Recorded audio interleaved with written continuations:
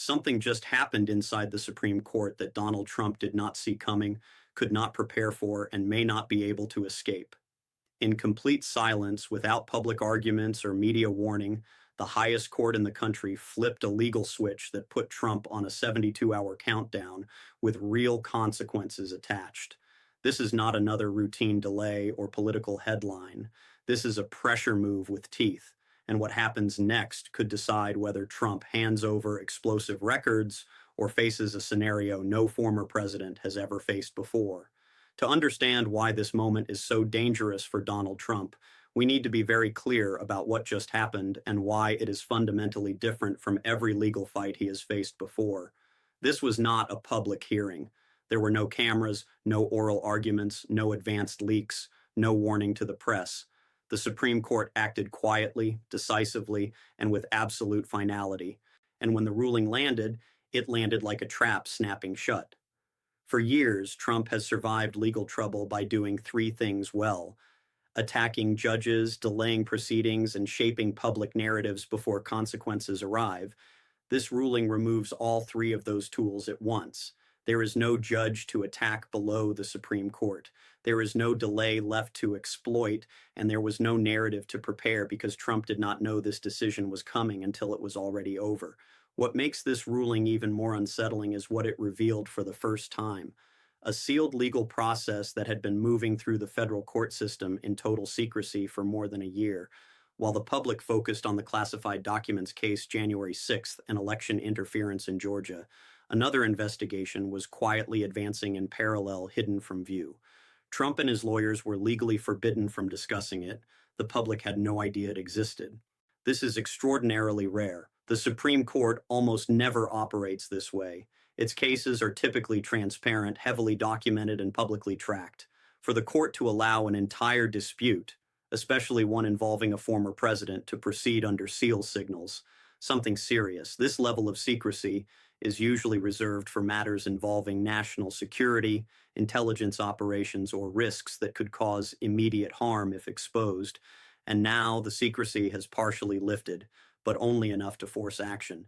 The court's ruling orders Trump to immediately comply with a subpoena demanding financial records, internal business communications, and documents related to activities that the justices explicitly state fall outside any claim of presidential immunity.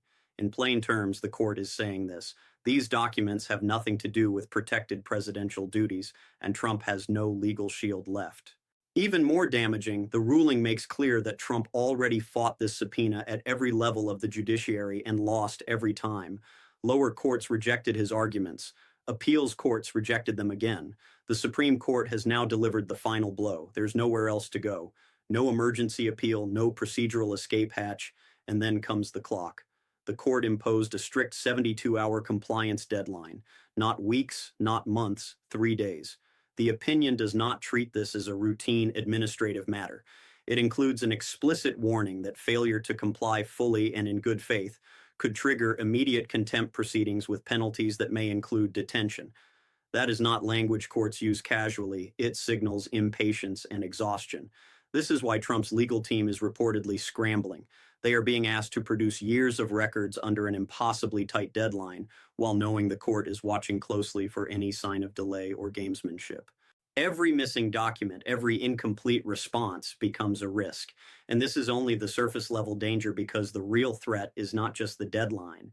It is what these documents may expose once they are handed over. That is where this story turns from shocking to potentially historic. The deeper problem for Trump is not the speed of the deadline. It is the scope of what prosecutors are demanding, and the reason the Supreme Court allowed this process to stay hidden for so long. According to the language revealed in the ruling, this subpoena is not narrow.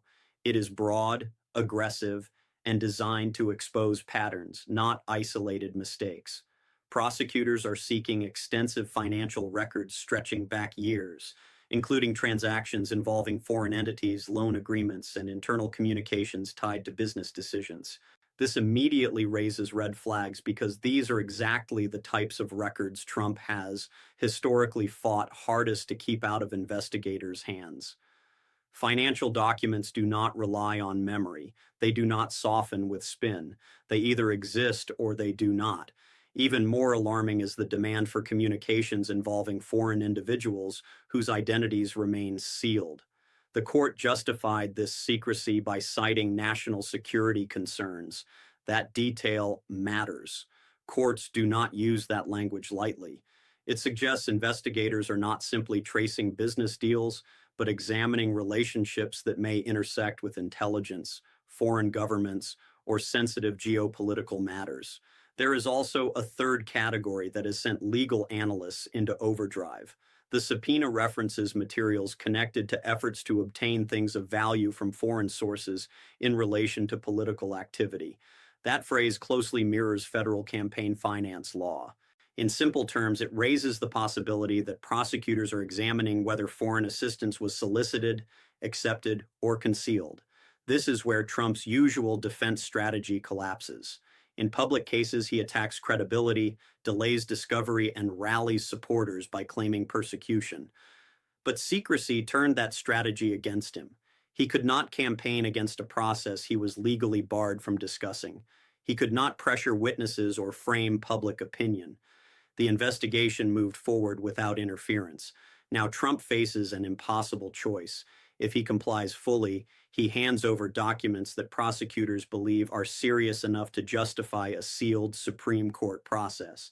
If he resists, delays, or provides partial compliance, he risks immediate contempt proceedings. The court has already warned that patience is gone. Reports suggest Trump's legal team is deeply divided. Some attorneys are reportedly questioning whether they were fully informed about the scope of this sealed matter. Others are concerned about ethical exposure if documents are missing or incomplete. Time is their enemy. Gathering, reviewing, and producing years of records in 3 days is not just difficult, it borders on unmanageable. Meanwhile, Trump himself has responded in the way he always does, with anger. Public statements attacking the court, questioning legitimacy, and signaling defiance may feel politically satisfying, but legally they are dangerous. Courts do not ignore public threats of non-compliance, they document them. At this point, prosecutors do not just have a subpoena, they have leverage. And that brings us to the most critical question of all. How did investigators know exactly what to ask for? And what do they already have? What has made this moment especially frightening for Trump's inner circle is the growing belief that investigators are not fishing, they are targeting. The structure of the subpoena suggests prosecutors already know what exists and where it should be. This is not a request built on guesswork. It reads like a checklist. According to multiple legal analysts, this usually means one thing: someone has already talked. Either documents were seen before, described in detail, or referenced by a cooperating witness who provided a roadmap. That changes everything. When prosecutors know what should be produced, any missing material immediately looks intentional, and intent is the line between confusion and criminal exposure. This is why the risk of contempt is so real. If Trump turns over documents and key records are missing, prosecutors can argue obstruction. If he claims records no longer exist, investigators can challenge that claim with testimony or prior evidence. And if he delays, the Supreme Court has already signaled it will not tolerate it. Every option carries danger. There is also a psychological dimension here that should not be underestimated. Trump's legal strategy has always relied on controlling the battlefield. He overwhelms opponents, creates chaos, and forces others to react. This time he is reacting. He is boxed in by a process he did not control and could not expose to the public. The secrecy has also triggered panic beyond Trump himself. Allies are now asking a terrifying question. If one investigation reached the Supreme Court entirely under seal, could others exist as well? Are there additional probes still hidden, still moving, still unknown? That uncertainty is corrosive. It destabilizes legal planning and political messaging at the same time. Some advisors are reportedly urging compliance to minimize damage. Others fear that whatever is produced will open entirely new cases, that internal conflict matters because hesitation itself can look like bad faith. And bad faith is exactly what courts punish. This is no longer about politics. It is about power shifting away from a man who has built his entire career on never being cornered. For the first time, Trump is facing a deadline he cannot negotiate, a court he cannot overrule, and evidence he may not be able to explain away. And now the final phase begins.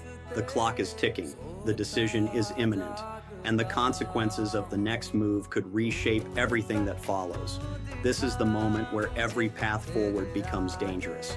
The Supreme Court has spoken, the deadline is fixed, and Donald Trump now stands at a crossroads with no safe option in sight. Whatever choice he makes in the next 72 hours will follow him for the rest of his legal and political life. If Trump complies fully, prosecutors gain access to records that were important enough to justify a year of sealed litigation and extraordinary secrecy. That alone tells us something. Investigators do not go to these lengths unless they believe the evidence matters. Once those documents are in government hands, control is gone. Trump will no longer decide what stays hidden, others will. If he refuses or delays, the risk escalates immediately. Courts do not negotiate with open defiance, especially after issuing a final order. The language in the ruling is unmistakable. This is not a warning shot. It is a last warning. Contempt proceedings could move quickly and the consequences could be severe. A former president facing detention for ignoring a Supreme Court order would be unprecedented, and yet that possibility now exists. What makes this moment even more unsettling is what we still do not know. Why was this investigation kept secret for so long? What specifically triggered national security concerns? Who else may be involved? And perhaps most importantly, what evidence do prosecutors already have that convinced the court this level of secrecy was necessary? Trump has built his brand on strength, dominance, and control. But this situation exposes something different: vulnerability. He is reacting, not directing. His legal team is scrambling, his allies are unsure, and the usual playbook of delay and distraction is no longer working. This is not just another chapter in Trump's legal saga. It may be the chapter that connects everything: money, power, foreign influence, and accountability into one final reckoning. Whatever has been hidden for years is now on the edge of disclosure. And here is the cliffhanger. We do not yet know whether Trump will comply, partially comply, or openly defy the court. But we will know soon. Prosecutors are waiting, and the consequences are real. Stay with this story. Subscribe, turn on notifications, and stay alert. Because when the 72-hour window closes, what comes next could change.